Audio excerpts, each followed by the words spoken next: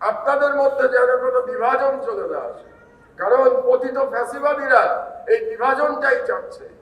আমরা অবশ্যই কিছুটা হতাশ, কিছুটা আশাহত যে এই মহান বিপ্লবে যারা আহত এবং যারা শহীদ হয়েছে তাদের জন্য সরকার আরো দ্রুততার সাথে অ্যাকশন নিতে পারেন নাই।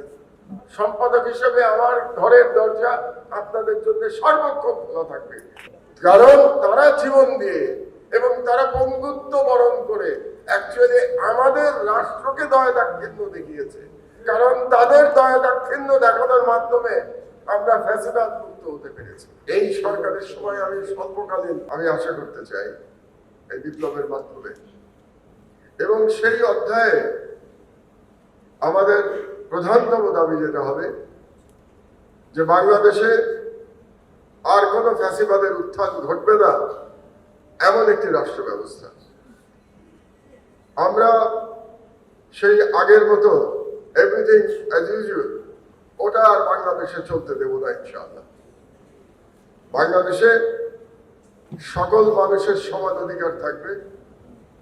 বাংলাদেশে একটি বৈষম্যহীন সমাজ ব্যবস্থা চালু হবে, একটি বৈষম্যহীন এবং ন্যায়ভিত্তিক রাষ্ট্র ব্যবস্থা চালু হবে যেখানে কোনো জুলুম থাকবে না। এটাই জুলাই বিপ্লবের প্রত্যাশা।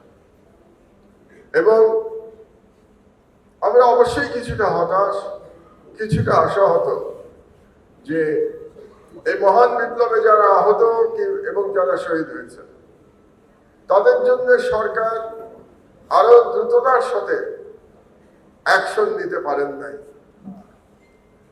এবং এখন অবাক লাগছে যে প্রায় 3.5 মাস হয়ে গেল, এখন পর্যন্ত শহীদদের তালিকা এবং আহতদের পূর্ণাঙ্গ তালিকা প্রণয়ন করা গেল না।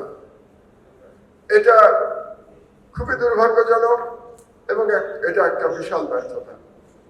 আপনারা অনেকে বাজেটের কথা বলেছেন, আমি বাজেটের কথা বলতে চাই না।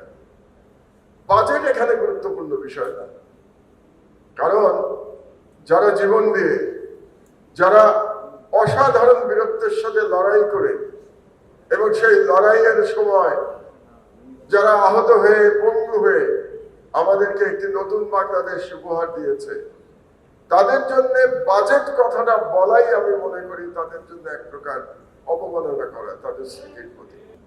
আপনাদের হয়তো অনেকের স্মরণে থাকতে পারে যে আমি জেল থেকে বেরিয়ে, মানে এই সরকারের সময় আমি স্বল্পকালীন 5 দিন জেলে ছিলাম।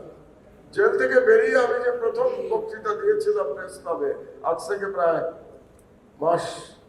এক মাসের বেশি আগে, গত মাসের প্রথম দিকে, সেখানে 7 দফা দাবি দিয়েছিলাম। সেই 7 দফা দাবির 1 নম্বর ছিল যে আহতদের চিকিৎসা এবং পুনর্বাসনের জন্য একটি শক্তিশালী কমিটি গঠন করে পরিকল্পনা অনুযায়ী ব্যবস্থা গ্রহণ করতে হবে। এটা আমার 1 নম্বর দাবি ছিল, কারণ আমি মনে করি এটা তাদের অধিকার, এখানে দয়া দাক্ষিণ্যের কোনো ব্যাপার নাই। কারণ তারা জীবন দিয়ে এবং তারা বন্ধুত্ব বরণ করে অ্যাকচুয়ালি আমাদের রাষ্ট্রকে দয়া দাক্ষিণ্য দেখিয়েছে।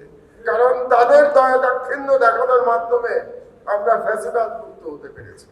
কাজেই দয়া দাক্ষিণ্য আমাদের দয়া দাক্ষিণ্য যে দেখিয়েছে শহীদরা এবং আহতরা, তার বিনিময়ে তার ঋণ আমাদের শোধ করতে হবে। আপনারা যাদের মধ্যে আস্থার ঘাটতি হচ্ছে তাদেরকে দোষারোপ করতে পারবেন না, তাদেরকে কোনো লিগ বলে তাদেরকে ট্যাগ করতে পারবেন না। আস্থার সংকট তৈরি হওয়ার জন্য কিন্তু সরকারে যারা আছে তারাই দায়ী। এটা আপনাদেরকে উপলব্ধি করতে হবে যে আস্থার সংকট আপনাদের কারণে